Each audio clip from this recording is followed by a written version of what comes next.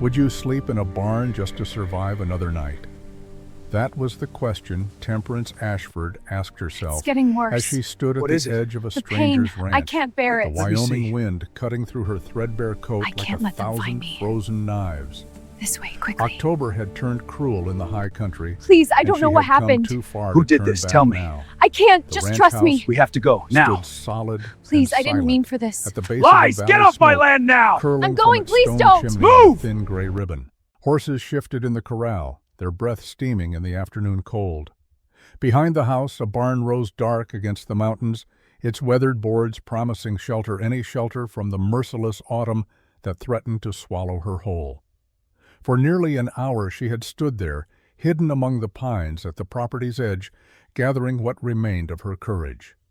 Her hair hung loose and tangled beneath a bonnet that had seen better days. Her dress, once a respectable gray wool, was torn at the hem and stained with 2 months of desperate travel. Her hands, once smooth from sewing fine dresses in Denver, were red and cracked from cold and work she'd begged for and rarely received. She knew she looked like a beggar. She was a beggar. But this was her last chance. The sound of an axe striking wood drew her eyes. A tall man stood beside a neat pile of firewood splitting logs with calm, steady strokes. Even from a distance he looked like the mountains around him, broad, silent, unyielding. His dark hair, touched with silver at the temples, brushed the collar of his worn flannel shirt. His movements were efficient, practiced each swing of the axe, finding its mark, with the precision of a man who had done this 10,000 times before. He worked without hurry, stacking each split log with care. There was something about his steady rhythm that gave Temperance courage. Here was a man who knew the value of work, who understood that survival meant attention to small things done well. She stepped onto the gravel path. The man turned and she felt the weight of his gaze. His eyes were the color of winter sky, pale blue, sharp, unreadable. A scar ran along his jawline, white against sun-darkened skin. He was older than she'd first thought, perhaps 42 or 43, with the kind of weathered face that came from years lived under open sky. He didn't speak. He simply waited, the axe resting against one shoulder, his expression neither welcoming nor hostile, just waiting. Temperance lifted her chin. Her voice came out softer than she intended, but steady. "Good afternoon, sir. My name is Temperance Ashford. I'm looking for work, any kind of work." The man's eyes moved from her face to the small cloth bundle she carried, everything she owned in the world, then to the thin gold wedding band still on her left hand. "Go on," he said. His voice was deep, rough from disuse. "I can cook, clean, mend clothes, tend animals."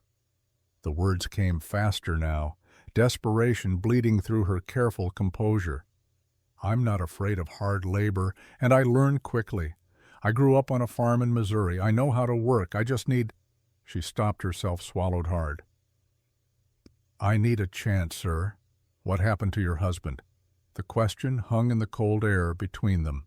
Temperance felt her throat tighten, but she forced herself to meet his eyes. "Owen died in August. Railroad accident in Denver." The words came out flat, practiced. She'd said them so many times they'd lost their power to hurt. "There were debts. I lost our room. I've been looking for honest work since then." She didn't tell him about the landlord who'd suggested she could stay if she was friendly.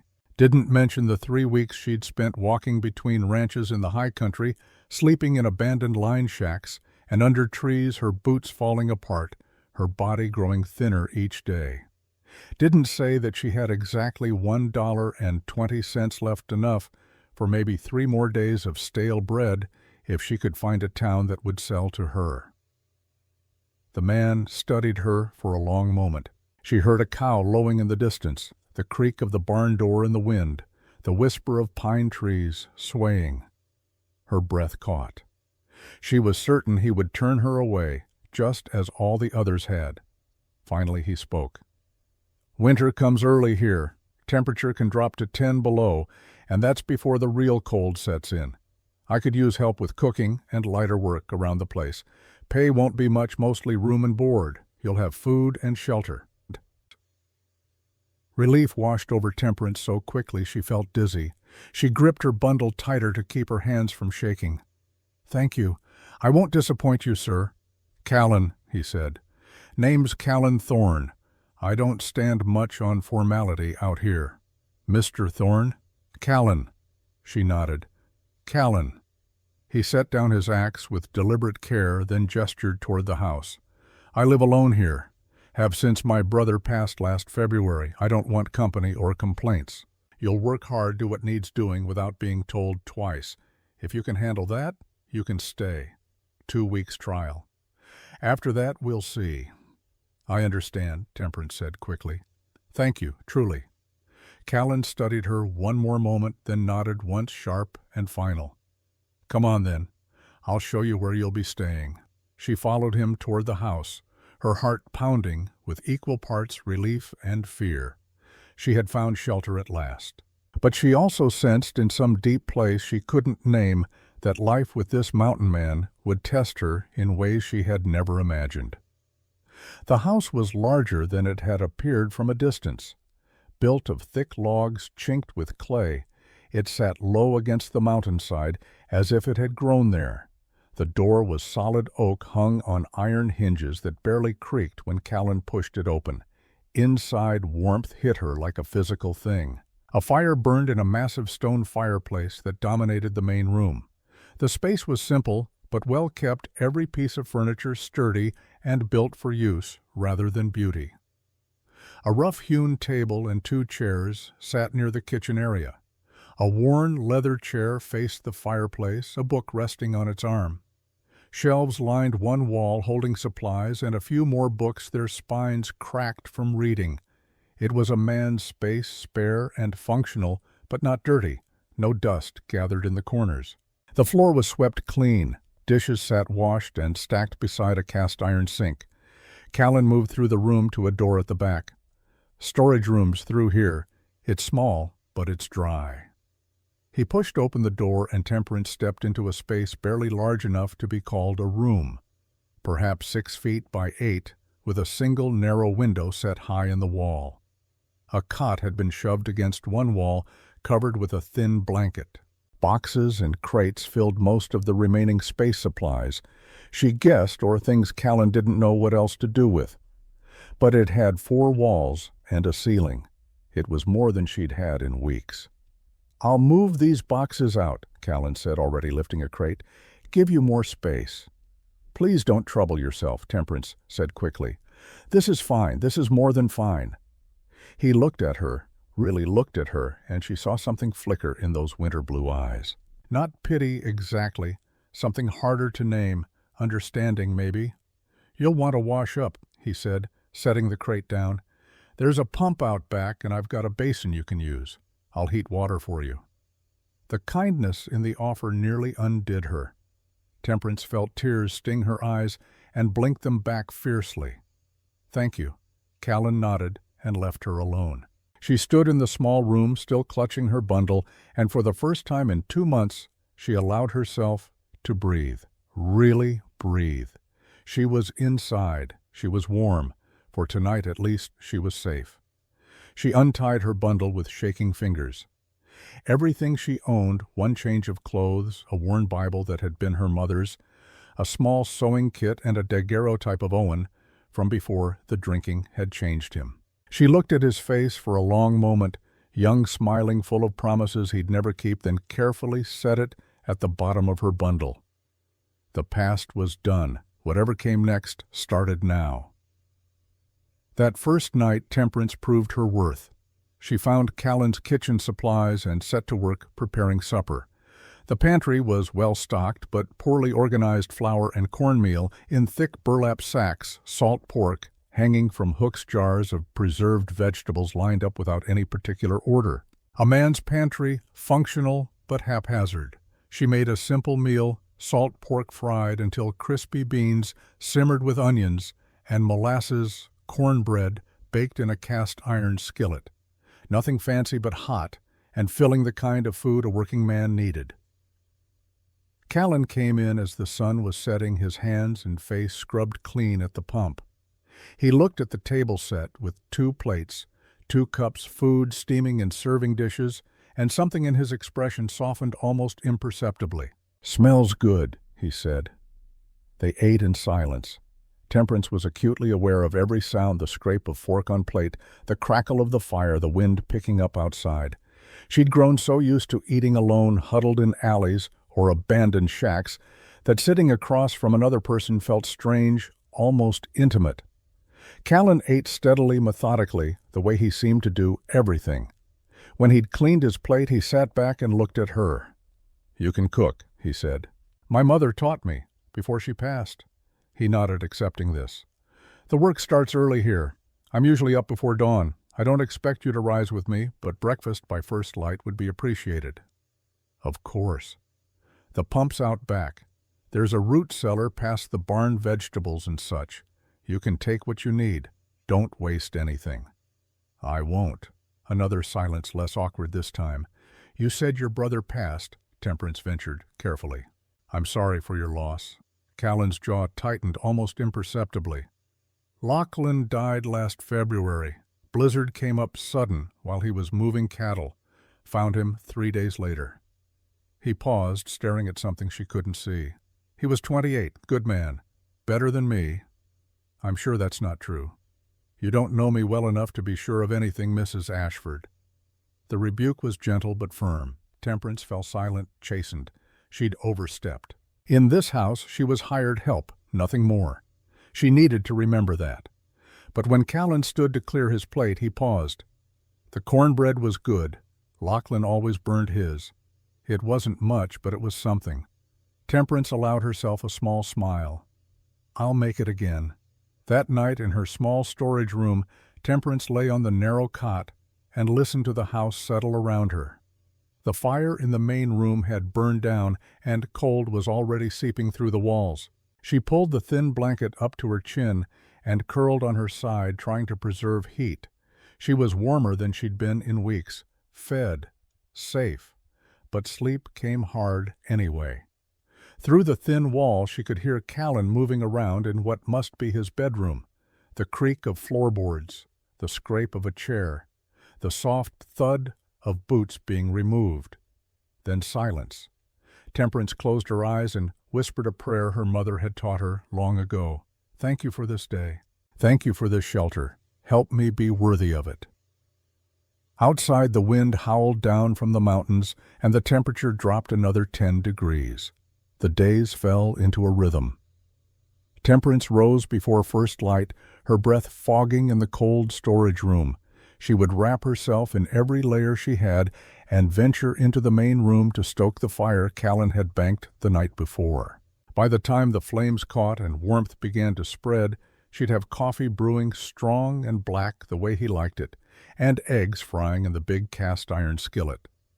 Callan would appear from his room at exactly the same time each morning, as if he carried a pocket watch in his head.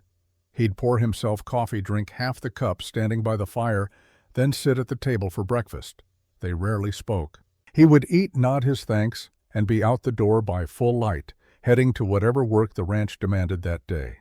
And there was always work. Temperance learned the rhythm of the ranch through observation and careful questions. Callan ran cattle about 60 head small by some standards, but all he could manage alone. He also kept horses, 4 of them, including a massive bay gelding named Testament that he rode every day. There were chickens in a coop behind the barn, a milk cow named Prudence, who had to be milked twice daily, and a winter garden that still produced hardy greens and root vegetables. Every morning after Callan left, Temperance would clean the house, though it rarely needed much cleaning. She'd discovered quickly that Callan Thorne was not a slovenly man. He put things back where they belonged, wiped up spills, tracked in as little mud as possible. It was the house of a man who'd learned to live alone and had made peace with his own company. But a house needed more than basic cleaning. Temperance set to work, making it not just clean but orderly. She reorganized the pantry grouping like items together, labeling jars in her careful script. She mended curtains that had come loose from their rods. She scoured the cast-iron pots with sand and oil until they gleamed. And she cooked. Every evening she prepared supper using the supplies she found in the root cellar and experimenting with the limited ingredients available. Venison stew with carrots and potatoes, biscuits and gravy, roasted chicken with herbs she'd found growing wild near the creek. She baked bread every third day, the sourdough starter she'd created from flour and water, growing stronger with each feeding. Callan never praised the food directly, but she noticed he always cleaned his plate. Sometimes he'd grunt softly in satisfaction. Once she'd made an apple pie from fruit stored in the cellar, and he'd eaten 2 slices in silence, then simply said, "Good," before retreating to his chair by the fire. It was enough. On the 8th day, Callan spoke to her over breakfast. "You ever shoot a gun?" Temperance looked up startled. "No, sir. My father had a rifle, but he never taught me." Callan nodded, as if this confirmed something he'd suspected. "You're alone here most days. Mountain lions sometimes come down when prey gets scarce. Bears, too, this time of year looking for food before they den up. You need to know how to protect yourself." That afternoon he brought out a Spencer rifle from the house. It was a beautiful weapon, well maintained, the metal clean and oiled. He showed her how to hold it, how to sight down the barrel, how to squeeze the trigger rather than pull it. "Jerking makes you miss," he said, his hands adjusting her grip with surprising gentleness. "Breathe in, let half out, squeeze smooth." They spent an hour in a clearing behind the barn, Callan setting up targets, old cans and bottles lined on a fallen log. At first, Temperance couldn't hit anything. The rifle's kick surprised her, slamming into her shoulder hard enough to leave bruises. The sound was deafening. But Callan was patient. He showed her again and again how to position her feet, how to lean into the stock, how to let the rifle become an extension of her body rather than a foreign object. By the time the light began to fail, she'd managed to hit 3 targets out of 10 shots. "Better," Callan said, taking the rifle from her. "We'll practice again tomorrow." They did. Every afternoon, weather permitting, they spent time at the makeshift range. Temperance's shoulder ached constantly, decorated with bruises in shades of purple and yellow. But her aim improved. 3 out of 10 became 4, then 5, then 6. On day 14, the end of her trial period, she hit 7 targets out of 10 from 50 yards.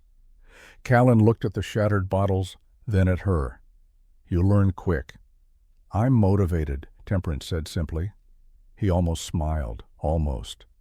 "Trial period's over. Job's yours if you want to stay." "I want to stay." "Good." He reloaded the rifle, handed it back to her. Again. This time aim for the one on the far left. Temperance raised the rifle, sighted squeezed. The bottle exploded. This time Callan did smile. It transformed his face, softening the hard lines reaching his eyes. "Good," he said. "Real good." And Temperance felt something warm unfurl in her chest that had nothing to do with the late afternoon sun. That night, October showed its teeth. Temperance woke in darkness so cold she couldn't feel her fingers. Her breath came in clouds of white vapor. The thin blanket she'd pulled over herself was inadequate against the temperature that had plummeted while she slept. She lay curled on her side, shivering so hard her teeth chattered, trying to will herself back to sleep. But the cold was relentless. It pressed through the walls of the storage room, seeped up from the floorboards, stole the heat from her body faster than she could generate it. She must have made some sound, a whimper or a gasp, because suddenly she heard movement from Callan's room. Footsteps. Then his voice muffled through the wall. "Mrs. Ashford." "I'm fine," she managed to say, though her voice shook. "Just cold." The footsteps stopped, a long pause, then, "How cold?" "I'll manage." But she wouldn't. She knew she wouldn't. The night was only half over, and she was already losing feeling in her extremities. By morning, she'd be hypothermic. Maybe worse. She heard Callan swear softly, then the sound of his door opening. A moment later, he appeared in the doorway of her room, a lamp in one hand, wearing only his pants and an undershirt. His feet were bare on the cold floor. He looked at her huddled on the cot, looked at the thin blanket, looked at the window where frost had formed on the inside of the glass. His jaw tightened. "This won't do," he said flatly. "I'll be fine. It's just one cold night. It's October 15th. Temperature will drop another 20 degrees before December. This room isn't fit for winter." He set the lamp down, ran a hand through his hair. "Get your things." "Mr. Thorne, it's Callan, and I'm not arguing about this." His voice was firm but not harsh. "That room will kill you. I won't have another person dying in my house because I was too stubborn to do what needed doing." Temperance sat up slowly, the blanket wrapped around her shoulders. "Where will I go?" Callan looked at her for a long moment, something unreadable in his expression. Then he said quietly, "My room has a fireplace. It stays warm through the night. There's space for a second bed." The implication hung in the air between them. A man and a woman unmarried sharing a room. In any town, it would be scandal, ruin. But there was no town here, no witnesses, only survival. "I couldn't ask that of you," Temperance said carefully. "You're not asking. I'm telling you." Callan's eyes met hers, steady and clear. "This isn't about what's proper. This is about staying alive. You understand that she did. God help her, she did." "All right," she whispered. Callan nodded once, then left to give her privacy. Temperance gathered her few belongings with shaking hands. When she emerged from the storage room, he was waiting in the main room, the lamp casting long shadows across his face. He led her to his bedroom. It was larger than the storage room, with a proper bed against one wall and a fireplace across from it where coals still glowed red. A window looked out toward the mountains, thick curtains drawn against the cold. A simple dresser, a chair, a rug on the floor, spare but comfortable. Against the far wall, Callan had already set up a second bed, little more than a cot, with a thick mattress. He'd hung a blanket from the ceiling, creating a makeshift curtain between the two sleeping areas. "You'll be on that side," he said, gesturing to the cot. "I'll stay here. Curtain stays up except in emergencies. We'll maintain propriety as much as possible." "Thank you," Temperance said. Her voice came out barely above a whisper. Callan moved to the fireplace, added 2 more logs. Flames licked up around them, and warmth began to radiate into the room. "Get some sleep," he said without looking at her. "Morning comes early." He retreated behind the curtain to his own bed. Temperance heard the creak of ropes as he settled in, then silence. She climbed onto the cot, pulled the blankets thicker and heavier than the one in the storage room up to her chin. For the first time in weeks, she felt warm, truly warm, but sleep didn't come easily. She lay awake, acutely aware of Callan's presence on the other side of the curtain. She could hear his breathing steady and deep, could imagine him lying there in the darkness, eyes open, thinking God knew what.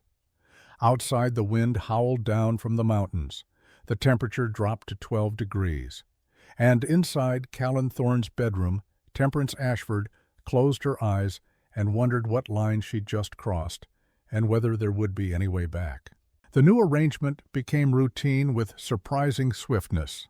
Each night, Temperance would retreat to her side of the curtain, change into her nightdress behind its concealing fabric, and climb into bed. Each night she'd hear Callan do the same on his side, the rustle of clothing being removed, the creak of his bed, the sound of him settling in. They never spoke after dark. The curtain became a wall more solid than wood or stone, a boundary they both respected absolutely. But in the mornings, sharing space made them more familiar with each other in small, unavoidable ways. Temperance learned that Callan was an early riser, usually awake before the first hint of dawn. She learned that he was meticulous about his appearance, despite living alone, shaving every other day, with a straight razor he kept honed to perfection. She learned that he read every night before sleep thick books, with cracked spines, everything from Shakespeare to agricultural manuals. And Callan, though he said little, must have been learning about her too. One morning she woke to find a thicker quilt laid across her bed, one he must have retrieved from storage. Another day, she discovered he'd repaired her boots, the sole had been separating, and he'd stitched it back with careful, even stitches. He never mentioned these kindnesses, neither did she. But she began to understand that Callan Thorne was a man who showed care through action rather than words. The work continued. Every afternoon they practiced with the rifle. Temperance's aim steadily improved. 7 hits out of 10 became 8, then 9.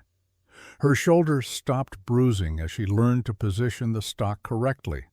The kick that had once surprised her became familiar, almost comfortable. "You're a natural," Callan said one afternoon in late October, watching her shatter a bottle at 60 yards. "Most people can't shoot worth a damn even after months of practice." "I had a good teacher," he grunted, but she thought she saw pleasure in his eyes. On day 23, Callan brought a second horse from the barn, a smaller mare chestnut with white socks. "This is Patience," he said. "She's gentle. I'll teach you to ride."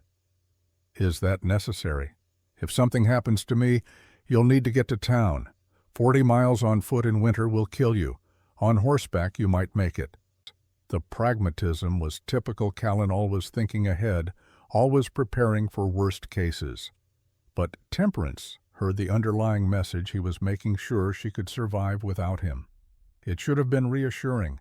Instead, it made her chest tight with an emotion she didn't want to examine too closely. Learning to ride proved harder than learning to shoot. Temperance fell 7 times in the first hour alone, landing hard in the dirt of the corral. Each time Callan would appear at her side, offering a hand. Up his expression, neutral. "Again," he'd say simply. By the end of the week, she could mount without help, could sit the mare's gentle trot without bouncing like a sack of flour, could turn and stop with reasonable competence. "Good enough," Callan declared on day 30. "In an emergency you'll manage." Temperance, aching from head to toe, could only nod. That evening, as they sat by the fire after supper, Callan spoke into the comfortable silence. "Tell me about Missouri." Temperance looked up from the sock. She was mending his sock. She'd noticed with some amusement that his skill with ranch work didn't extend to needlework. "What do you want to know? You said you grew up on a farm. What kind?" "Small holding, 30 acres.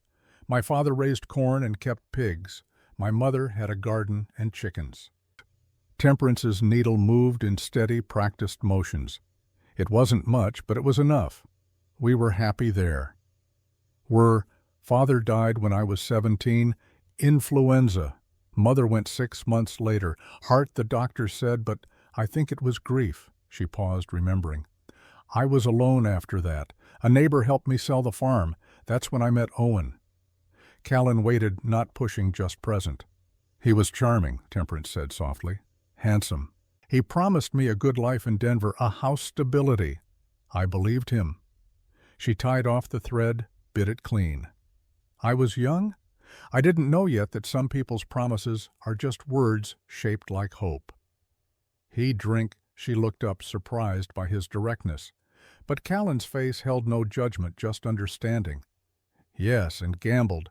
The railroad job was good when he could keep it, but—" She shrugged. "The accident wasn't really an accident. He was drunk. Fell between cars during coupling. By the time they found him, it was too late. I'm sorry. I'm not." The words surprised her, but once said, she realized they were true.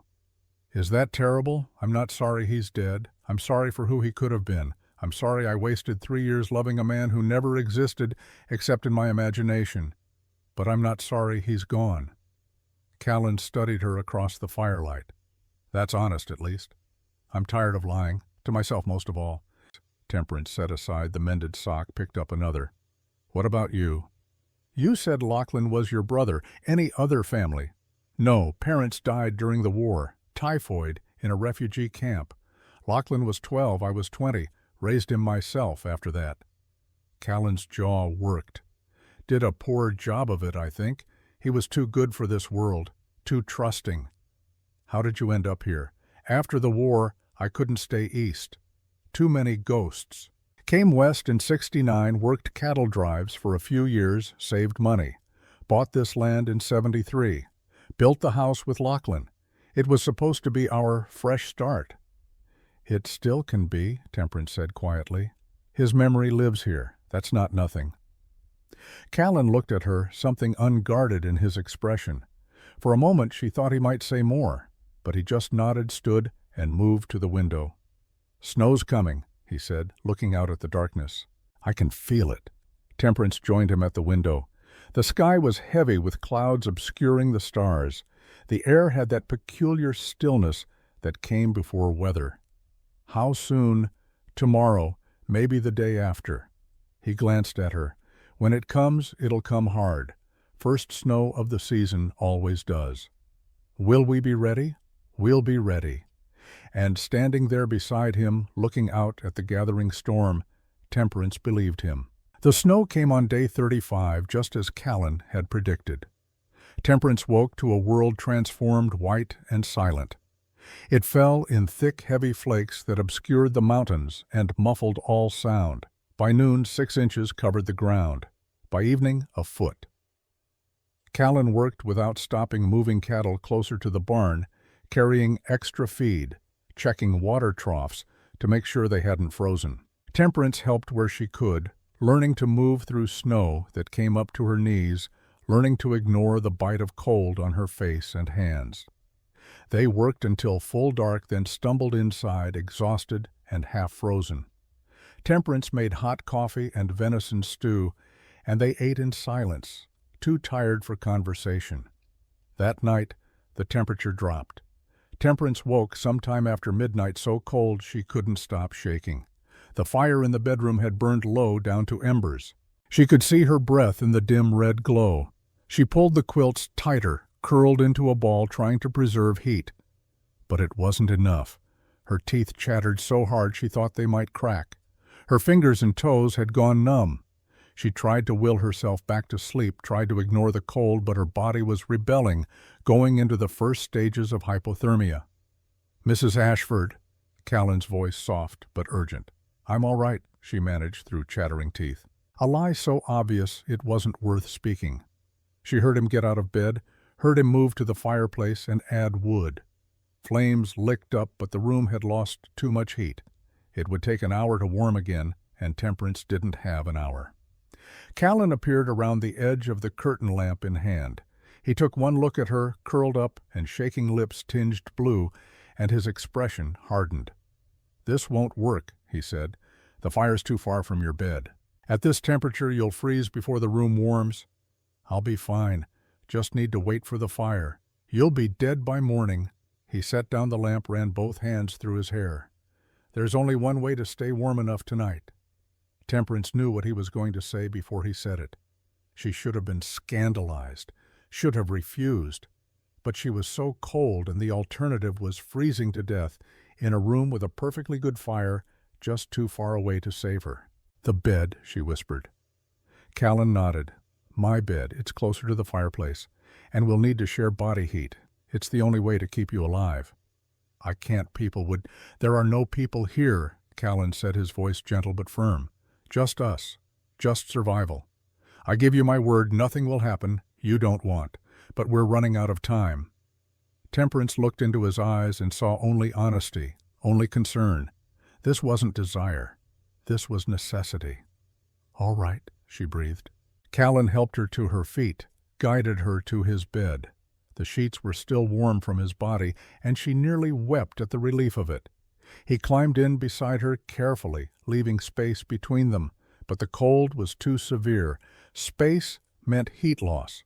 After a few minutes, Callan said quietly, "I'm going to put my arm around you, just to share warmth. That all right?" "Yes." His arm came around her waist, solid and warm. He drew her back against him, and she felt his body heat seep into her frozen limbs like water into parched earth. His chest was broad and solid against her back. His breath stirred her hair. Slowly, painfully, feeling returned to her fingers and toes. The shaking eased. Her breathing steadied. "Better?" Callan asked, his voice low near her ear. "Yes, thank you." They lay like that in the darkness, the fire crackling, snow falling silent outside. Temperance was acutely aware of everywhere their bodies touched, his arm across her waist, his chest against her back, his legs tangled with hers beneath the quilts. It should have been improper. It was improper, but it was also the safest she'd felt since her mother died. "Callan," she whispered. "Yeah. When I first came here, I told you I'd sleep in the barn if that's all there was. I remember. Thank you for not letting me." His arm tightened around her just slightly. Sleep Temperance. Morning comes early. She closed her eyes and for the first time in months slept without fear. Temperance woke to gray dawn light and the warmth of another body beside her.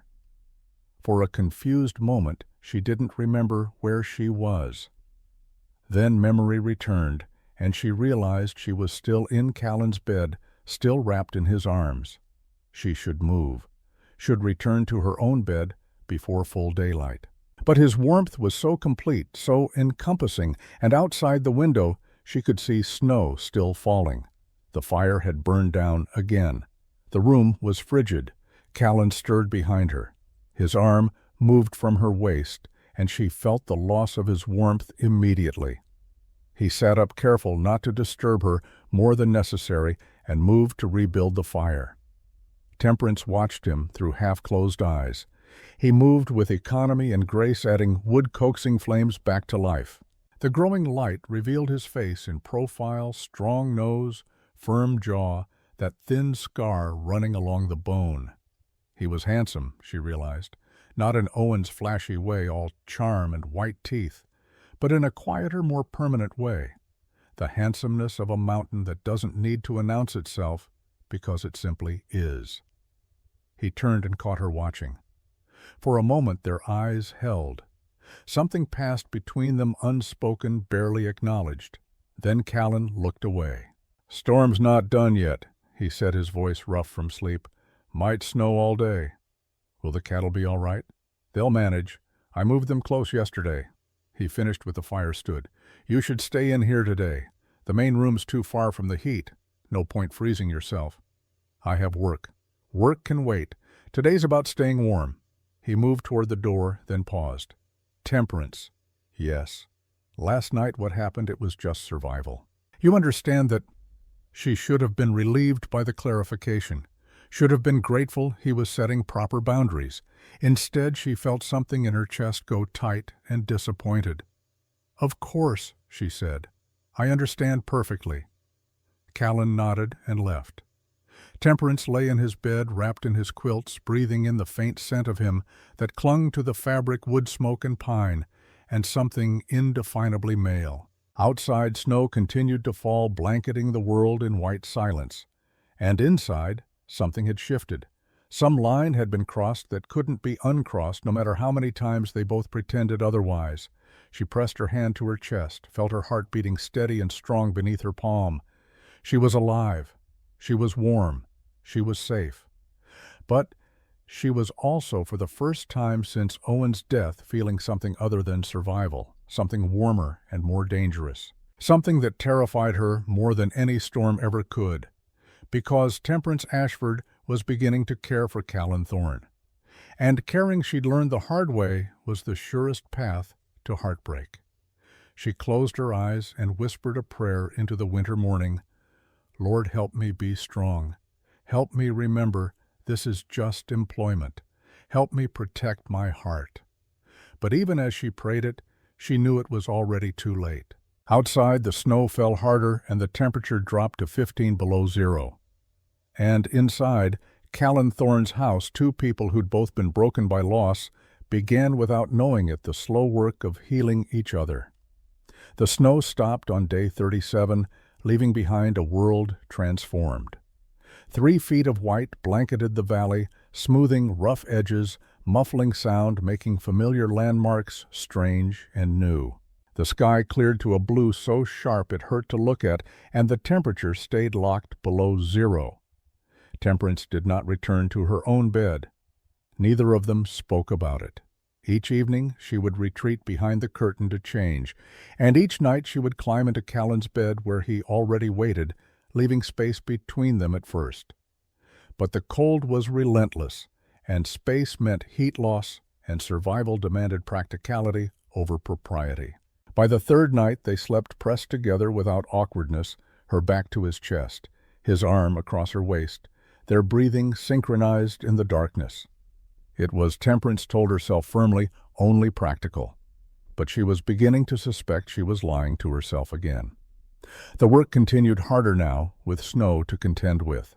Every morning, Callan would rise before dawn and spend 2 hours just clearing paths from house to barn, barn to corral, to the line shack where he stored extra feed. Temperance would watch him from the window as she prepared breakfast, see him moving through the pre-dawn darkness with a shovel, his breath fogging white, never hurrying but never stopping either. She learned to move through deep snow, lifting her knees high, following in the paths he'd broken. She learned to carry feed without spilling it, to break ice on water troughs with a steel bar, to recognize the signs of frostbite on her own fingers and catch it before real damage set in. Her hands, already rough from work, became harder still. Her body grew stronger, muscles developing in her arms and back from hauling water and feed.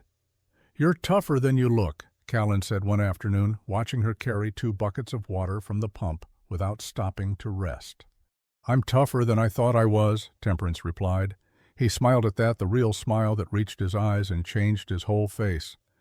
"That's usually how it works." On day 41, they stood in the barn together, checking on the horses. Patience, the chestnut mare, had developed a slight limp, and Callan was examining her hoof for stones or injuries. "Tell me about Lachlan," Temperance said quietly. Callan's hand stilled on the horse's leg. For a moment she thought he wouldn't answer. Then, "What do you want to know? What was he like?" Callan set down the hoof, straightened. His eyes went distant, seeing something other than the barn around them. He was good. That's the simplest way to say it. Just fundamentally good in a way I've never been. He saw the best in people, believed in second chances, believed in redemption. His jaw worked. He believed in me when I didn't deserve it. "Why do you say that?" "Because I came back from the war wrong, dark. There were things I saw." He shook his head. "Lachlan never asked about any of it. Just accepted me as I was, worked beside me every day, made me laugh when I forgot how. He saved me in a lot of ways." Temperance moved closer, not touching, but near enough to offer presence. "And then you lost him." February 19th. We'd had a mild winter, got complacent. Storm came up out of nowhere. Cattle scattered. Lachlan went after them. Callan's voice went flat, emotionless, the tone of a man reciting facts to keep feelings at bay. "Found him 2 days later.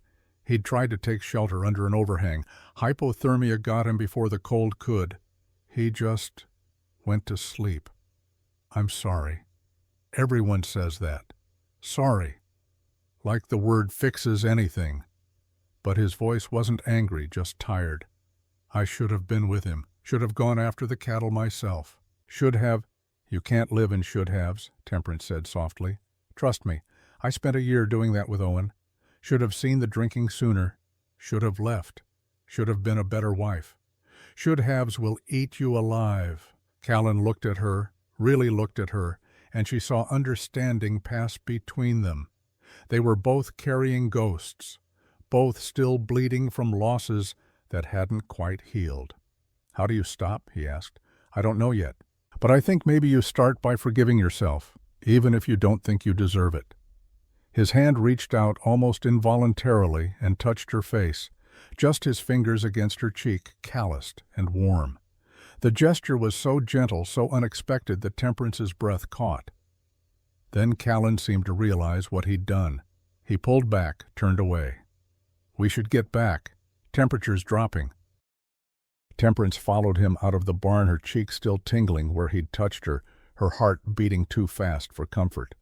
Something was shifting between them, something neither of them seemed ready to name. Day 45 brought the first real test of the fragile peace they'd built. Temperance was in the kitchen, elbow deep in bread dough, when she heard horses outside. Not Callan's horses, she knew their sounds by now. These were unfamiliar, and there were several of them. She moved to the window, wiping flour from her hands. 3 men on horseback had stopped in the yard. They were bundled against the cold, but even from a distance she could see they carried themselves with the easy confidence of men used to being obeyed. Callan emerged from the barn, his rifle held loose in one hand. Not threatening, but not unarmed either. The lead rider, a man with a thick beard and a martial star pinned to his coat, raised one hand in greeting. "Callan Thorne." "That's right." Callan's voice was neutral, giving nothing away. "Name's Josiah Webb. I'm Marshal out of Cheyenne. This is Deputy Carlson and Deputy Hayes. We need to talk." Temperance felt her stomach drop. She moved to the door, opened it despite the cold flooding in. If Callan was in trouble, she needed to know. "Talk about what?" Callan asked. "Conrad Hayes, incident from back in '76. You remember it?" Callan's shoulders tensed almost imperceptibly. "I remember." "Well, his brother Emmett's been making noise. Says you murdered Conrad in cold blood over some cattle. Says there were no witnesses, and you've been hiding out here ever since." Webb shifted in his saddle. "I'm not saying I believe him, but I've got to ask questions. That's my job." "What happened to Conrad Hayes was self-defense." Callan said, his voice hard.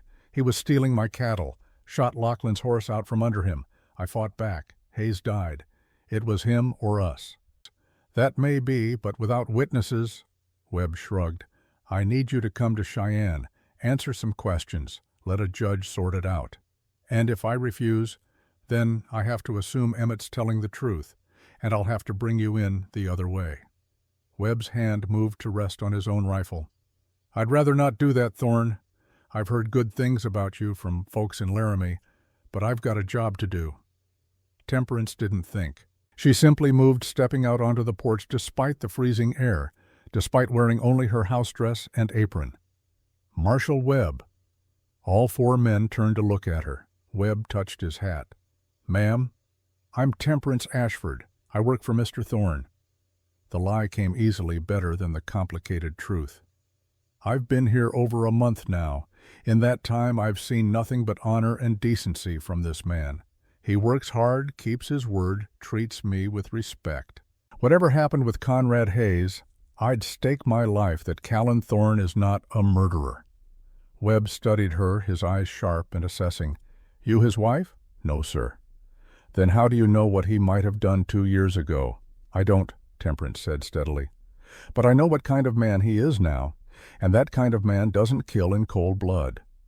"Ma'am, I appreciate your loyalty, but—" "She's my partner," Callan said suddenly. All eyes swung back to him. He looked at Temperance, and something in his expression made her chest tight. "Not hired help, partner. Anything about me is her concern." Webb's eyebrows rose. "That's so?" "That's so." The marshal looked between them, then sighed. "Look, Thorne, I don't want trouble, but I need you to come in. Answer questions. If you've got nothing to hide, a judge will clear you. But you can't just stay out here and pretend the law doesn't exist." Callan was quiet for a long moment. Then, "How long do I have?" "I can give you a week. Get your affairs in order, make arrangements for your stock. Then you'll need to come to Cheyenne with me. Voluntarily would be better for everyone." "And if the judge doesn't believe me—" Webb's silence was answer enough. Callan nodded slowly. 1 week.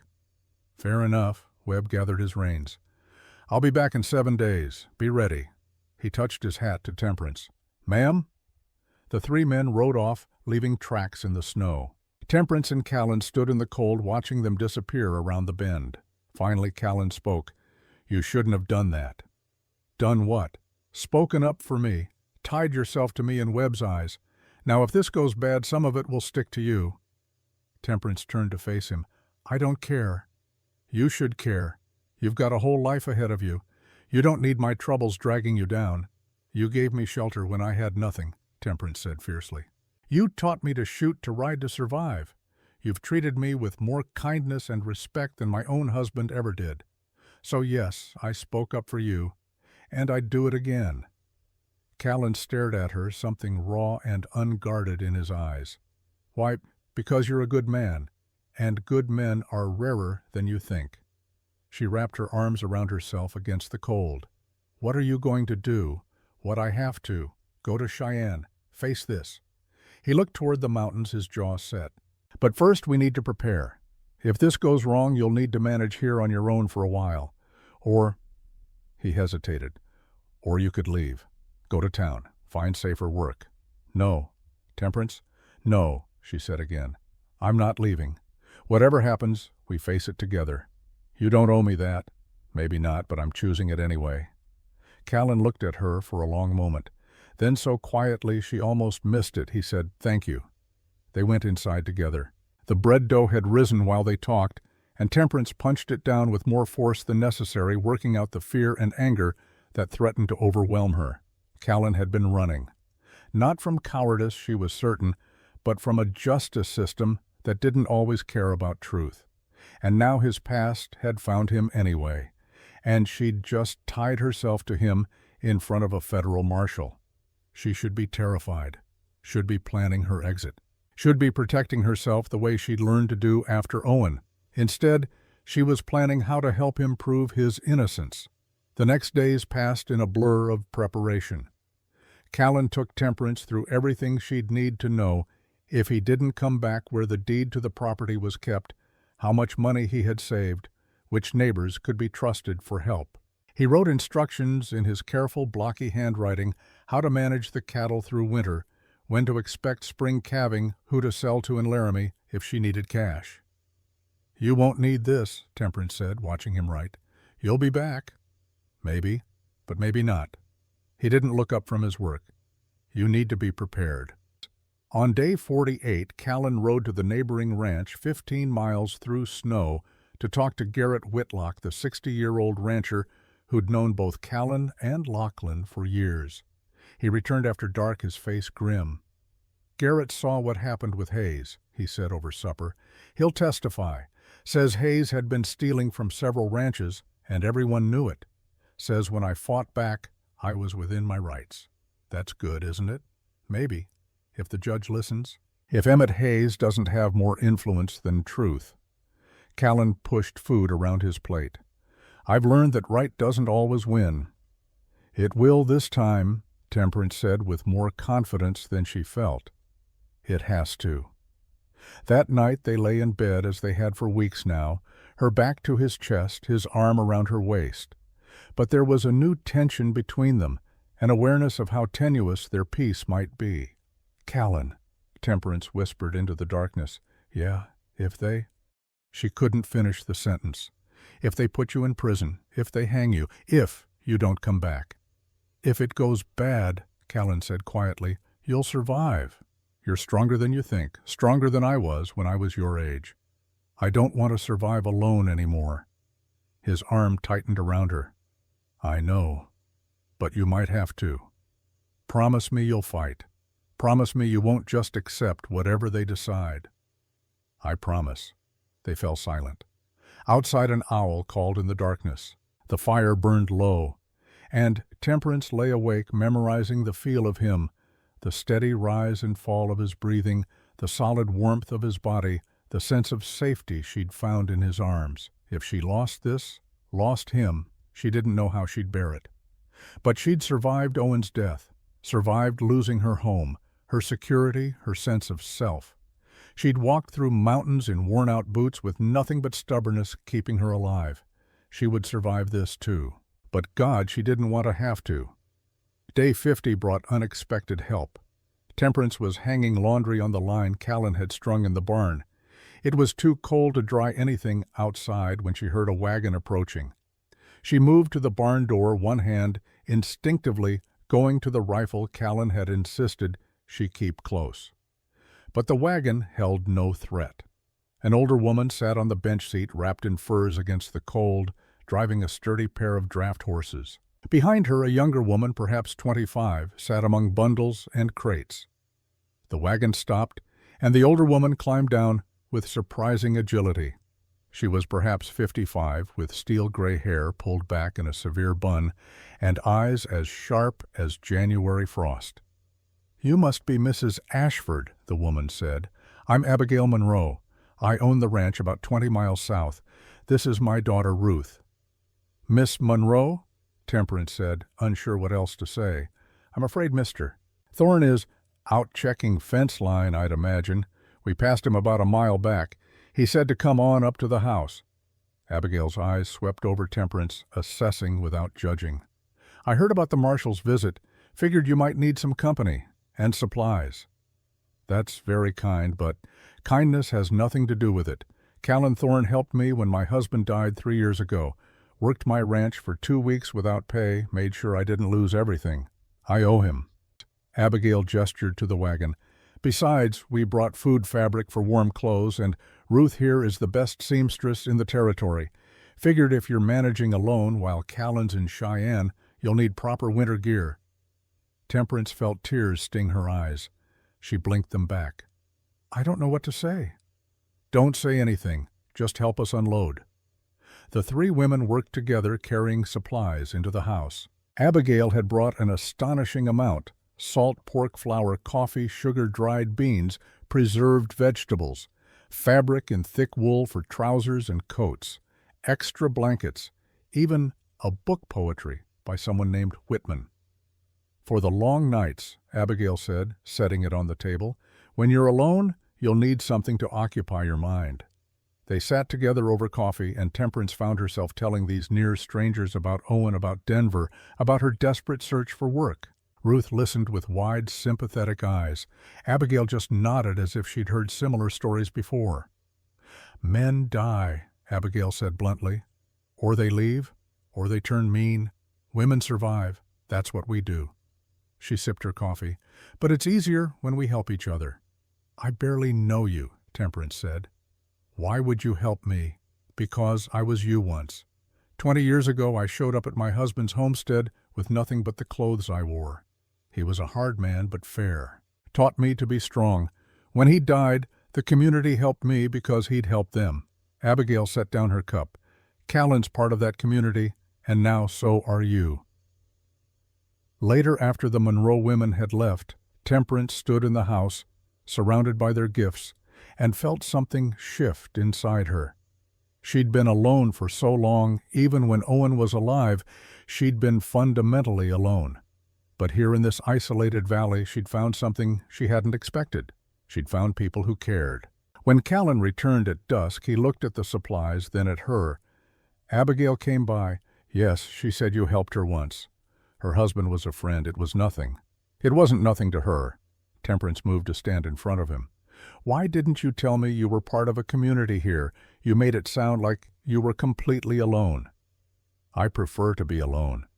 "That's not the same as being alone." She touched his arm. "These people care about you, Callan. They'll help prove your innocence." "Maybe." But he didn't sound convinced. That night, wrapped in new blankets that still smelled of lavender, Temperance made a decision. If Callan wouldn't fight for himself, she'd fight for him. She'd find witnesses, gather evidence, do whatever it took to prove he'd acted in self-defense. She'd lost too much already. She wasn't losing this, wasn't losing him, not without a fight. Day 55 arrived too quickly. Temperance woke before dawn, knowing this was the day Callan would have to leave for Cheyenne. The journey would take 4 days, there perhaps a week for the hearing, 4 days back. 2 weeks at minimum. Maybe longer, maybe forever, if things went wrong. She rose and dressed in the darkness, then went to prepare breakfast.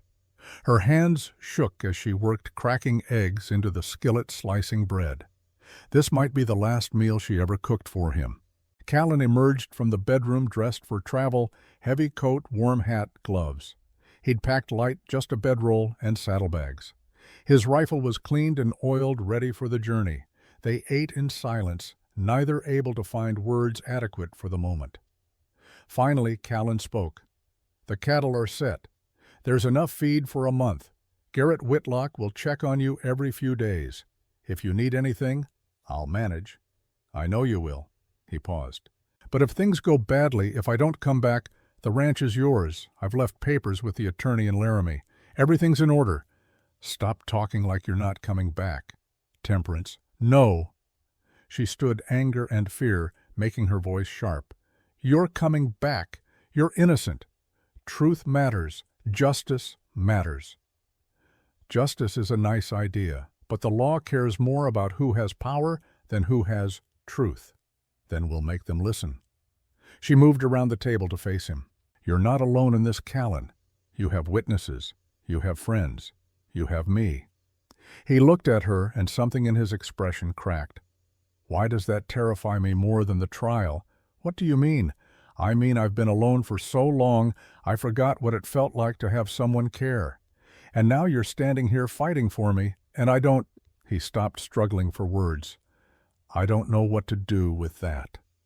Temperance reached out, took his hand. His fingers were calloused and warm-strong from years of hard work. "You don't have to do anything, just let me stand with you." Callan's other hand came up, cupping her face the way he had that day in the barn. But this time he didn't pull away. This time he stepped closer until barely any space remained between them. "If I don't come back," he started. "You will. But if I don't, I need you to know—" He stopped, swallowed hard. "These weeks with you have been the best I've had since Lachlan died. You brought life back into this house, into me. I don't know how to say that without sounding like a fool, but it's true." Temperance felt tears burn her eyes. "You're not a fool, and you will come back, because I'm not done with you yet." Something that might have been a laugh escaped him. Then, slowly giving her time to pull away, he lowered his head and kissed her. It was gentle, tentative, nothing like Owen's demanding kisses. Callan kissed her like she was something precious, something that might break if he wasn't careful. His lips were soft against hers, asking rather than taking. Temperance rose on her toes, kissed him back, pouring into it all the words she couldn't say. "Come back to me. Be safe. I need you." When they finally broke apart, Callan rested his forehead against hers. "I'll come back," he whispered. "I promise." "You better. I'm not running this ranch alone." He smiled, really smiled, and she memorized the way it transformed his face. Then he stepped back, picked up his bags, and moved toward the door. Temperance followed him outside. Marshal Webb was already there, sitting on his horse with patient inevitability. Garrett Whitlock had come as well, along with two other men Temperance recognized from Abigail's descriptions: Jonas Cade, the blacksmith, and a weathered rancher named Samuel Pritchard. "We're riding with you," Garrett said to Callan. "We'll testify. Tell them what really happened." Callan looked at the men, something working in his jaw. "You don't have to do this." "Yes, we do," Jonas said simply. "You're one of ours." Webb shifted in his saddle. "That's fine. The more witnesses, the faster this'll get sorted. But we need to ride. Long way to Cheyenne." Callan mounted Testament, settling into the saddle with easy grace. He looked down at Temperance, and she saw everything he couldn't say written in his eyes. 2 weeks, he said. "I'll be back in 2 weeks. I'll be waiting." The men rode out, Callan looking back once before the bend in the trail hid him from view. Temperance stood in the cold until she couldn't see them anymore, her fingers pressed to her lips where he'd kissed her. Then she turned and went inside. There was work to do, cattle to feed, a ranch to maintain, a future to prepare for. And when Callan Thorne came home because he would come home, she needed to be ready for whatever came next. The first days alone were the hardest. Temperance threw herself into work, keeping busy to avoid thinking. She fed the cattle twice daily, broke ice on the water troughs, cleaned the barn, organized the supply room. She baked bread, cooked meals she mostly couldn't eat, and sat by the fire, reading Whitman's poetry without absorbing a single word. At night she slept in Callan's bed because her own cot felt too empty, too cold. She wrapped herself in his quilts and breathed in the fading scent of him, wood smoke and leather and pine, and tried not to think about prison cells or gallows. On day 58, Garrett Whitlock rode up as promised. He checked the stock with her, pronounced her work satisfactory, and left her a haunch of venison from a deer he'd shot. "Any word?" Temperance asked, knowing it was too soon but unable to stop herself. "Takes 4 days just to get there, ma'am. Won't hear anything for at least a week." He tipped his hat. "But Callan's smart, and he's got good men speaking for him. Try not to worry." Easy to say, impossible to do. On day 61, Abigail Monroe returned with Ruth. They brought more supplies and, unexpectedly, 2 other women. Sarah Brennan, who ran a boarding house in Laramie, and Catherine Wells, a doctor's wife from Cheyenne, who happened to be visiting family. "We heard about the trial," Sarah said, setting down a basket of food. "Figured you could use company." They sat together in Callan's house, 5 women of different ages and backgrounds, and talked. Not about the trial, not about men or loss or fear, just about ordinary things, recipes and weather, and a new hat shop opening in Laramie. Normal conversation, mundane and comforting. When they left, Temperance felt less alone. On day 65, she woke to find fresh snow had fallen in the night, 2 more inches on top of what remained, making the world clean and white. She went through her morning routine, feed cattle, break ice-check fences, and returned to the house to find a rider approaching. Her heart leaped. Callan. He was back early. But as the rider came closer, she realized it wasn't Callan. It was a young man she didn't recognize wearing a mail carrier's badge. "Mrs. Ashford," he called. "Miss Ashford," she corrected, stepping onto the porch. "Got a telegram for you from Cheyenne." He handed her a folded paper, touched his hat, and rode off before she could ask questions. Temperance's hands shook as she unfolded the telegram. The words were brief, impersonal. Hearing concluded. Stop. Verdict. Self-defense. Stop. Callan Thorne cleared all charges. Stop returning 5 days. Stop. Garrett Whitlock. She read it 3 times, not quite believing. Then she pressed the paper to her chest and laughed, a sound somewhere between joy and tears and sheer relief. He was coming home. He was innocent. He was coming home to her.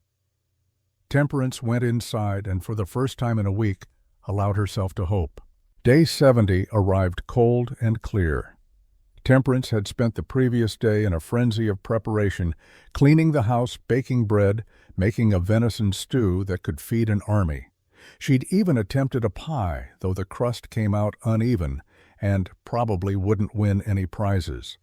She told herself this was just being a good housekeeper, being prepared, being practical. She knew she was lying. The truth was, she wanted everything to be perfect for his return. Wanted him to walk into a warm house that smelled of food and welcome. Wanted him to know that she'd kept his ranch running, kept his cattle alive, kept faith. Wanted him to know she'd been waiting. Mid-afternoon, she heard horses.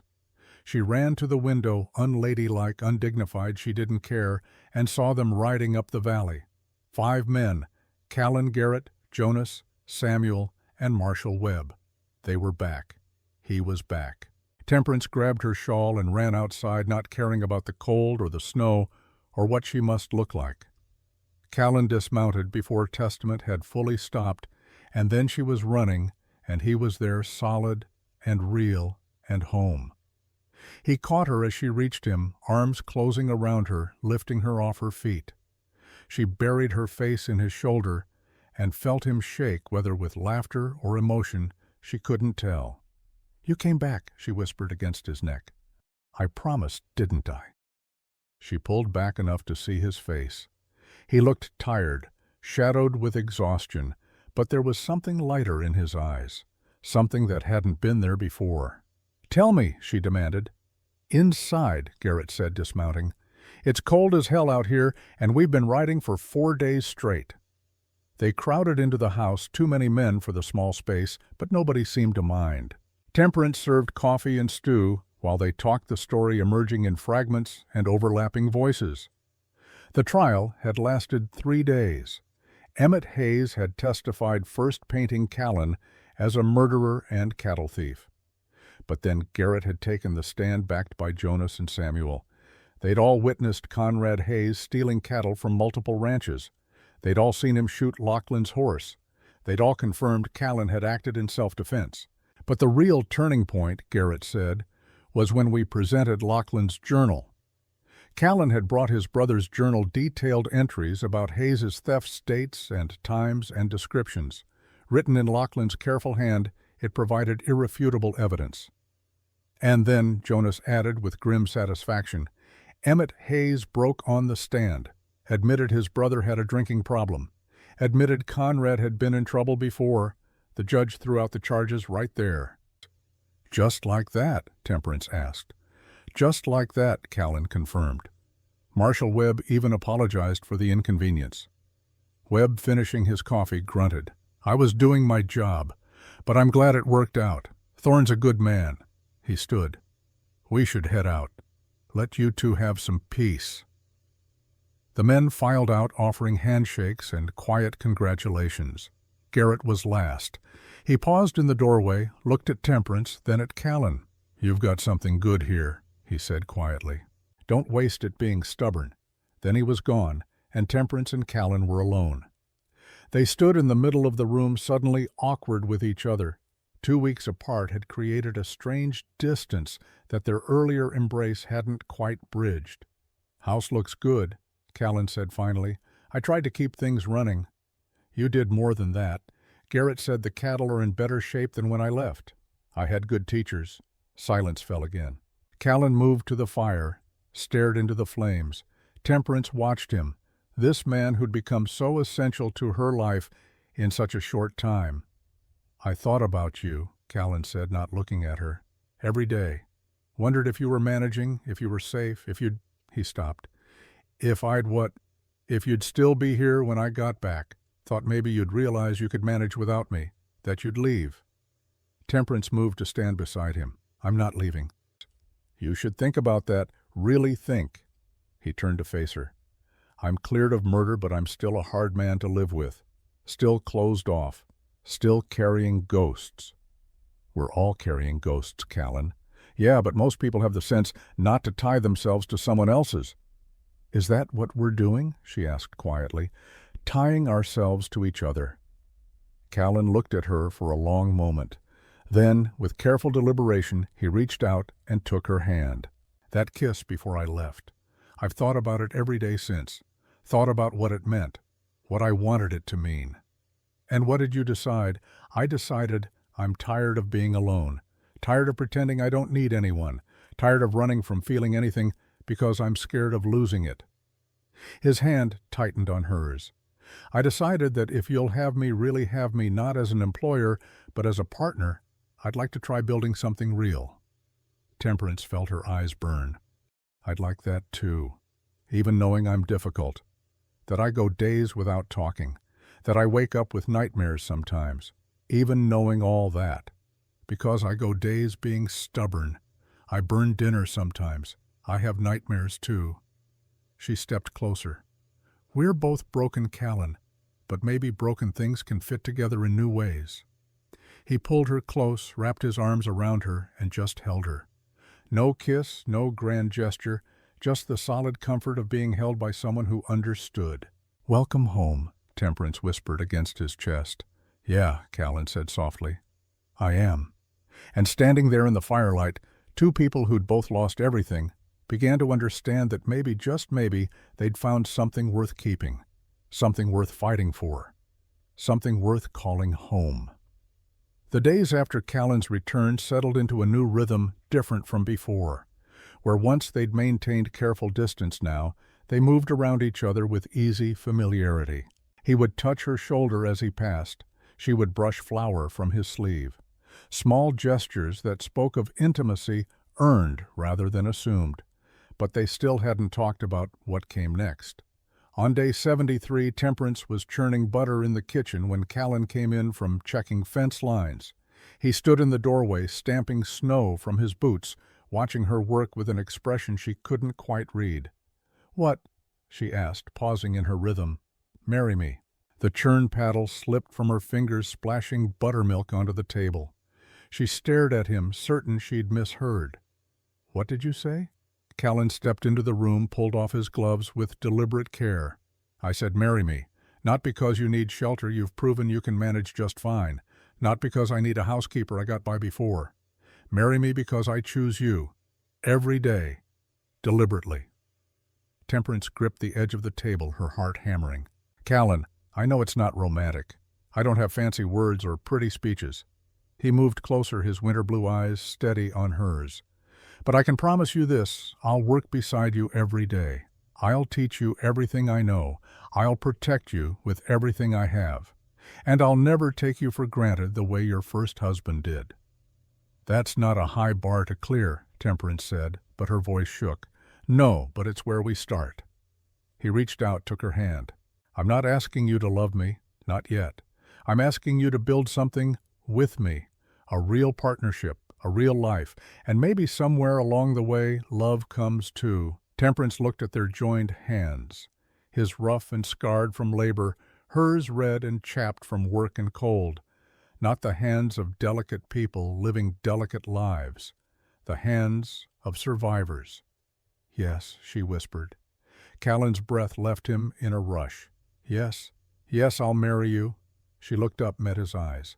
"Not because I need you, but because I choose you too. Every stubborn, difficult, wonderful piece of you." He pulled her into his arms, held her so tight she could barely breathe. Against her hair he murmured, "Thank you." "For what?" "For staying. For fighting for me, for seeing something worth keeping." Temperance pulled back enough to see his face. "There's a lot worth keeping, Callan Thorne. You just needed someone to show you." This time, when he kissed her, there was nothing tentative about it. It was a claim and a promise fierce and certain. Temperance kissed him back with equal fervor, her hands fisting in his shirt, her body pressed against his. When they finally broke apart, both breathing hard, Callan rested his forehead against hers. "We should do this properly. Talk to Reverend Finch in Laramie. Have witnesses. Soon as the weather clears enough to ride." He smiled that rare transforming smile. "I don't want to wait long. Neither do I." But before the wedding could happen, the past returned one final time. Day 76 brought a visitor Temperance had hoped never to see again. She was hanging laundry in the barn when she heard an unfamiliar horse. Moving to the door, she saw a man dismounting, tall, well-dressed despite the cold, with a face she recognized from Denver. Marcus Whitfield, Owen's former employer, the man Owen had owed money to. Temperance's stomach dropped. She'd thought that debt had died with Owen. Apparently not. Marcus saw her and smiled, the expression sharp and predatory. "Mrs. Ashford, or should I say Mrs. Thorne, I heard congratulations are in order." "What do you want, Marcus?" "Just collecting what's owed. Your late husband borrowed $340 from me. With interest over these months, that's now $380. He pulled a paper from his coat.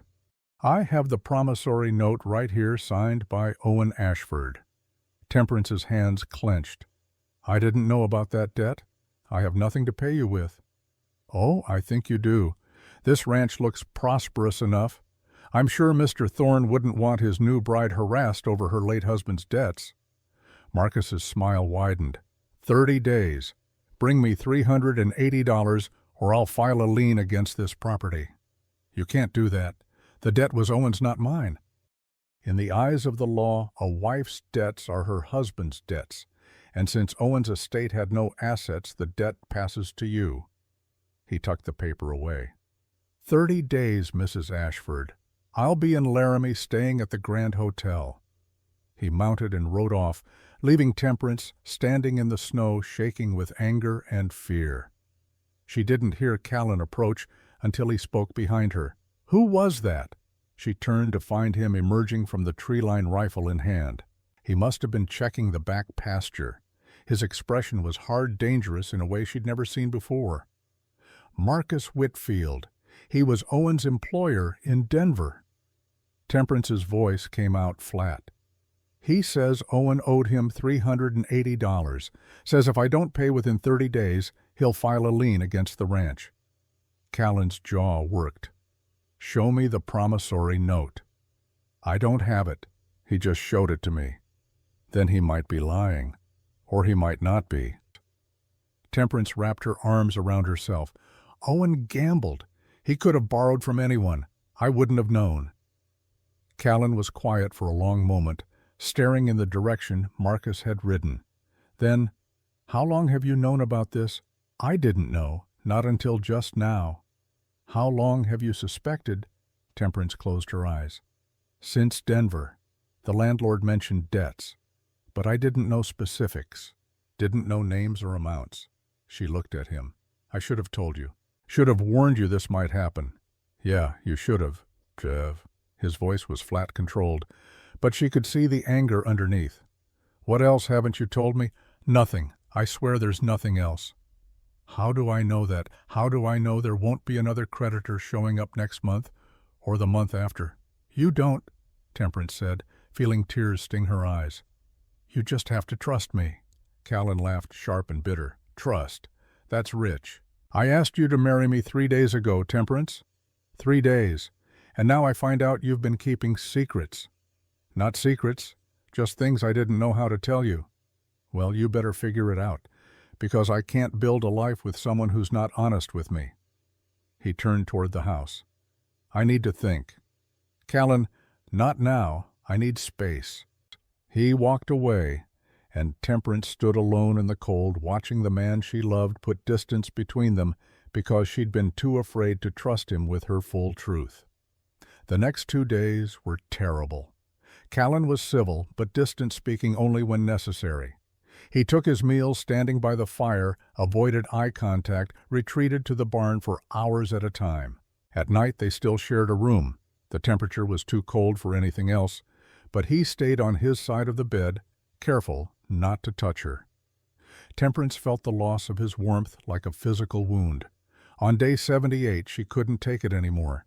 She found him in the barn repairing tack and planted herself in front of him. We need to talk. I'm busy. I don't care. We're talking. She crossed her arms. You're angry. I understand that. But shutting me out won't solve anything. Callan set down the leather he'd been working on. You kept something from me that could cost us everything. How am I supposed to just get over that? I'm not asking you to get over it. I'm asking you to talk to me about it. Fine. Talk. He leaned back against the workbench, his expression closed. Tell me what else you're hiding. Nothing. There's nothing else. How can I believe you? Because I'm telling you the truth.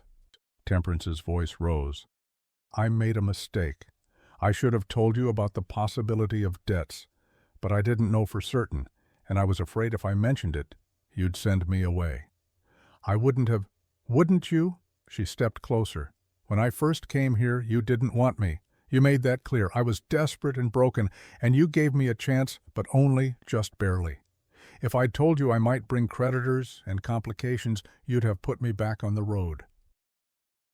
Callan's jaw tightened because they both knew she was right. So yes, Temperance continued, I kept quiet.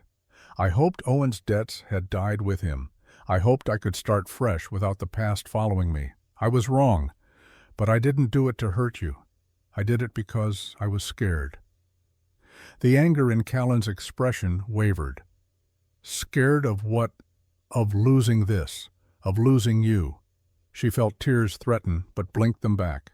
I've lost everything before, Callan. My parents, my farm, Owen, my home. Everything. I couldn't bear to lose this too, so I kept quiet and hoped for the best. And that was stupid, but it's what I did. Callan was silent for a long moment. Then quietly, I'm not Owen. You don't have to be afraid of me. I know that. In my head, I know that. But fear isn't rational. He pushed off from the workbench, moved toward her. You should have trusted me. You're right. I should have. But trust doesn't come easy when everyone you've trusted has hurt you. Callan cupped her face in his hands, his expression softening. I know. God knows I know, he sighed. I'm sorry, too. I shut down instead of talking. That's not fair to you. So what do? We figure this out together. He pulled her close, wrapped his arms around her. We'll deal with Whitfield. We'll deal with the debt. But you have to promise me no more secrets, even if you're scared. Even if you think I'll react badly. We talk about it. I promise, Temperance whispered against his chest. Good. He kissed the top of her head. Because I meant what I said about marrying you, and I don't break my promises. That evening they sat at the table and faced the problem squarely. $380, Callan said, writing the number on paper. That's more than I have in savings. Spring cattle sales might bring in $500, but that's months away. Could you sell cattle early? Temperance asked. Not in winter. Prices are terrible, and moving them in snow would kill half the herd. He tapped the pencil against the table. We need another solution. What if we contest the debt, make Whitfield prove it in court? That takes time and money we don't have. And if the note's legitimate, Callan shook his head, better to pay and be done with it. But how? They sat in silence thinking. Then Temperance remembered something. The law firm that wrote to me about Owen's debts. They said his estate had no assets. But what if they were wrong? What if Owen had something I didn't know about? Callan looked up. Like what? I don't know, but it's worth checking. She stood. I need to go to Denver, talk to the law firm, see if there's anything that can offset the debt. That's a week's journey each way, and Denver's not safe for a woman alone. Then come with me. Callan considered. The ranch, Garrett can watch it. He's done it before. Temperance moved to stand beside him. If there's even a chance of settling this without losing everything we have to try. He looked at her for a long moment, then nodded. All right, we leave in 3 days. That'll give me time to make arrangements with Garrett and prepare for the journey. Day 82 found them on the road to Denver, riding through country Temperance hadn't seen in months. The journey was hard, long hours in the saddle nights, camping in frigid, cold days of pushing through snow and wind. But Callan was with her, and somehow that made everything bearable. On the second night, camped in a sheltered ravine with a fire burning bright, Callan asked the question she'd been dreading. Tell me about Owen, the real story, not what you told me when we first met. Temperance stared into the flames. What do you want to know? Why you married him? What he was really like? How he died? She took a breath, then began. The whole story this time, how Owen had been charming at first, attentive, promising her a life better than her father's farm. How the charm had faded within months of their wedding, replaced by drinking and gambling. How he'd lose money they couldn't afford to lose, then beg her forgiveness with tears and promises. I believed him every time, she said quietly. Thought each time would be the last, that he'd change, that my love would be enough to fix him. She laughed bitterly. It never was. And the accident, he was drunk, again, working the coupling between cars, fell. By the time they got him to a doctor, it was too late. She looked at Callan across the fire. The railroad said it was an accident, paid his funeral expenses. But I knew the truth. He killed himself through his own weakness, and he left me with nothing but debts and shame. That why you wouldn't tell me about the creditors? Ashamed, partly, but mostly I was afraid you'd see me the way everyone in Denver did, as damaged goods, a burden. She met his eyes. I wanted you to see me as strong, capable, worth keeping. Callan was quiet for a moment. Then he moved around the fire to sit beside her. I see you exactly that way. But you know what else I see? What? Someone who survived hell and came out stronger. Someone who walked through mountains alone because she refused to give up. Someone who stands up for people she cares about even when it's dangerous. He took her hand. That's not damaged goods, Temperance. That's steel forged in fire. She leaned against him, felt his arm come around her shoulders.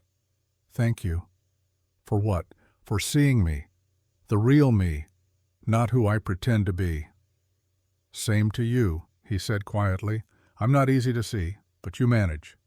They sat together in the firelight, two people who'd both been broken, both been betrayed, both survived. And somehow, impossibly, they'd found each other. Denver hit Temperance like a physical blow. She'd forgotten how loud cities were, how crowded, how the air tasted of coal smoke and garbage. After months in the mountains where the only sounds were wind and cattle, the noise of wagons and shouting and industry felt overwhelming. Callan stayed close to her, one hand on his rifle, his eyes scanning constantly. You all right? I will be. It's just different than I remembered. They found the law firm Hamilton and Cross in a respectable building near the courthouse. The clerk, a thin man with spectacles, looked up as they entered. May I help you? I'm Temperance Ashford. You wrote to me about my late husband Owen Ashford's estate."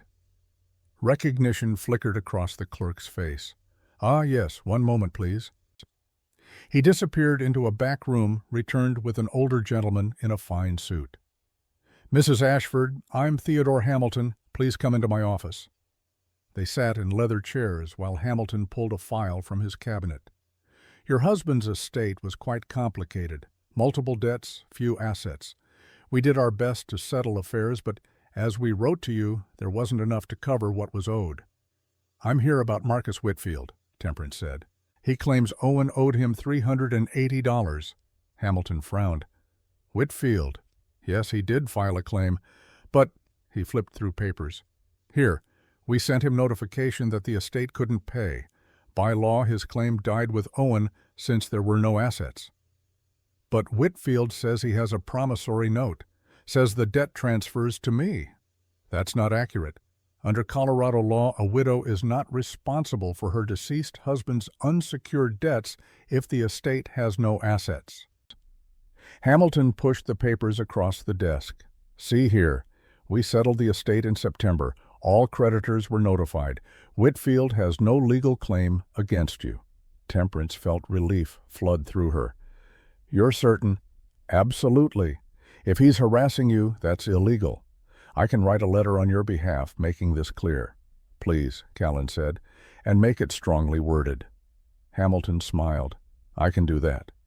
An hour later, they left the law office with official documentation and a letter from Hamilton to Whitfield outlining in precise legal language why his claim was invalid and warning him against further harassment. Temperance felt like she could breathe for the first time in weeks. "It's over," she said, standing on the Denver street with the precious papers clutched in her hands. "He can't touch us." Callan pulled her into his arms right there in public, uncaring who saw. "'Tis over," he agreed. But Temperance knew it was more than that. It wasn't just the debt that was over, it was her past. All of it. Owen Marcus, the shame and fear, all of it could finally be laid to rest. She was free.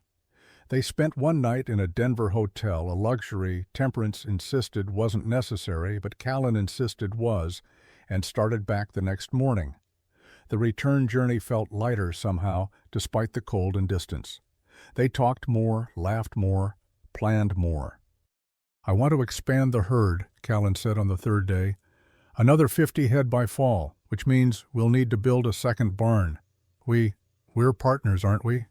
"This is your ranch as much as mine now." Temperance smiled. "I like the sound of that." "Good, because I'm going to work you half to death come spring. I can handle it. I know you can."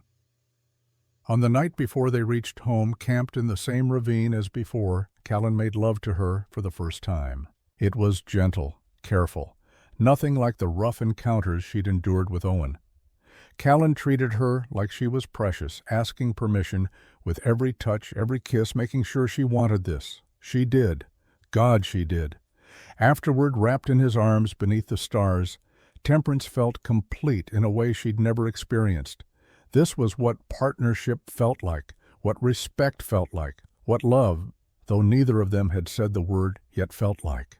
"Marry me tomorrow," Callan said into her hair. "Tomorrow. Soon as we get back. I don't want to wait any more." "Neither do I."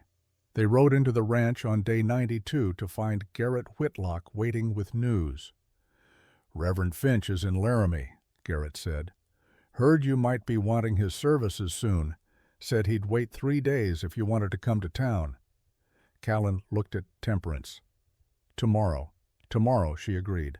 They rode to Laramie the next morning, accompanied by Garrett, and to Temperance's surprise, Abigail Monroe and her daughter Ruth. "You need witnesses," Abigail said simply, "and a woman to stand with you." The ceremony was held in Laramie's small church with Reverend Amos Finch presiding. It was simple, nothing like the elaborate wedding Temperance had had with Owen. Just her, in a dress Ruth had helped her press Callan in his cleanest shirt, and a handful of friends who'd become family. "Do you, Callan Thorne, take Temperance Ashford to be your lawfully wedded wife?" "I do." Callan's voice was steady, his eyes never leaving hers. And do you, Temperance Ashford, take Callan Thorne to be your lawfully wedded husband? I do. Then by the power vested in me, I now pronounce you husband and wife. Callan kissed her, and the small congregation applauded. Marshal Webb, who'd shown up uninvited but welcome, let out a whoop. Even Jonas Cade smiled. Afterward, they had a simple meal at Abigail's boarding house, venison and potatoes and apple pie. Someone produced a fiddle, and there was dancing. Temperance, who couldn't remember the last time she'd danced, let Callan spin her around the room until she was dizzy with laughter. "Happy?" he asked, pulling her close. "Happier than I have any right to be." "You have every right," he said fiercely. "You survived. You earned this." They rode home that evening, newly married, the mountains rising dark against the sunset. The ranch looked different somehow, not just a place of survival now, but a home, their home. That night in their bed, not his bed or her bed, but theirs, Callan pulled her close and said the words he'd been holding back. "I love you, Temperance Thorne." She turned in his arms, kissed him softly. "I love you too." It was that simple, and that complicated, and that perfect. Spring had come to the mountains, turning the world green and alive. The snow had melted, revealing valleys full of wildflowers. Calves dotted the pastures, new life everywhere. Temperance stood on the porch of the expanded house. Callan had added 2 rooms and a proper pantry over the winter, one hand resting on her swollen belly. 7 months pregnant, and she felt enormous. Beautiful, Callan insisted, but enormous. She watched him work in the corral, training a new horse with the same patience. He showed everything. He'd aged this past year, she thought. Or maybe not aged, but softened.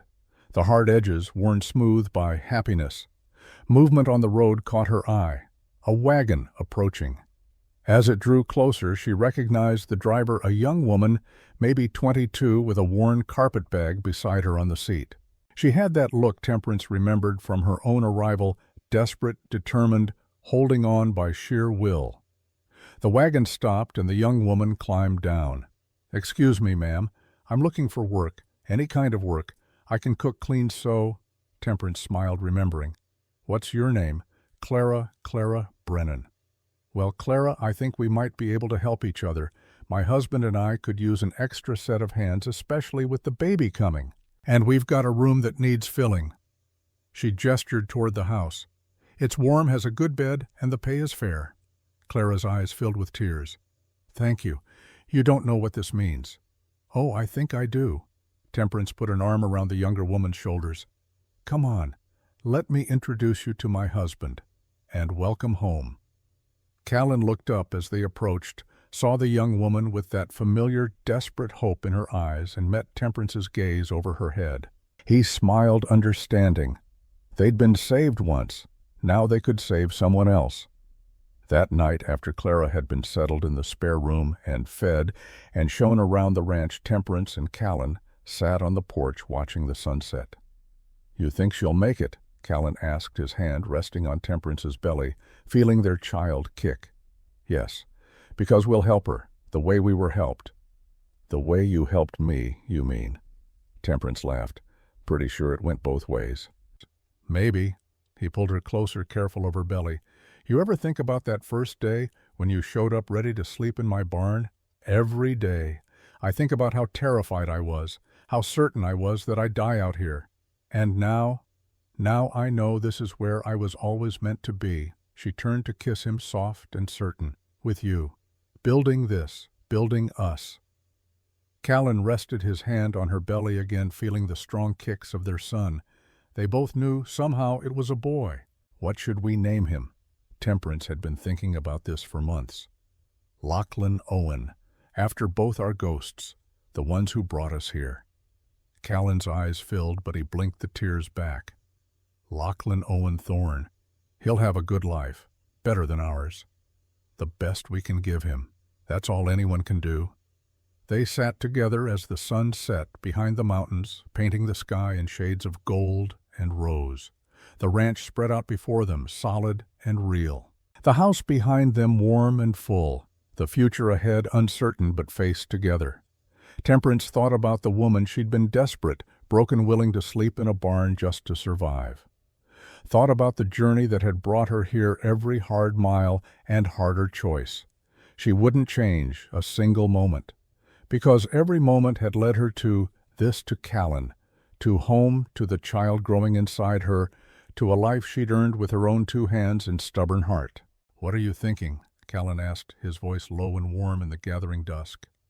Temperance smiled, leaned her head against his shoulder. "I'm thinking that sometimes the mountains take everything from you, strip you down to nothing but will and bone. But if you survive, if you keep walking, keep fighting, keep believing there's something better ahead, sometimes the mountains give back more than they took." "What did they give you? You, this, us?" She placed her hand over his on her belly. "Everything I didn't know I needed." Callan kissed the top of her head. "Same, Temperance. Same." Inside the house, a lamp flickered to life in Clara's window. Another lost soul finding shelter. Another story just beginning. And on the porch, Callan and Temperance Thorne sat together, watching night fall over the valley. They'd claimed the home, they'd built the future they'd earned. 2 people who'd survived everything life could throw at them. 2 people who'd found each other in the darkness and built a light together. 2 people who'd learned that sometimes the answer to "would you sleep in a barn just to survive" is the beginning of a story about so much more than survival. It's a story about dignity, about courage, about refusing to give up when giving up would be easier. It's a story about partnership built not on passion or convenience, but on respect earned through shared hardship. It's a story about second chances, redemption, and the stubborn human capacity to keep hoping even when hope seems foolish. And it's a story that ends not with a grand gesture or dramatic declaration, but with 2 people sitting on a porch at sunset, hand in hand, facing whatever comes next together. Because in the end, that's what matters. Not the beginning with all its desperation and fear, not the middle with all its trials and tests, but the choice to keep building, keep trying, keep loving, even when love is hard. The mountains had tested them both. They'd survived. And now together they would thrive. The wind picked up, carrying the scent of pine and wildflowers. Somewhere in the distance, a coyote called. The first stars appeared in the darkening sky. And Callan Thorne pulled his wife closer, feeling their child move between them, and thought about the woman who'd shown up at his door months ago, willing to sleep in his barn just for a chance. She'd changed everything, saved him, though he'd thought he was saving her, given him a future when he'd resigned himself to living in the past. "I love you," he said into the gathering night. "I love you too," Temperance replied. And it was enough, more than enough. It was everything.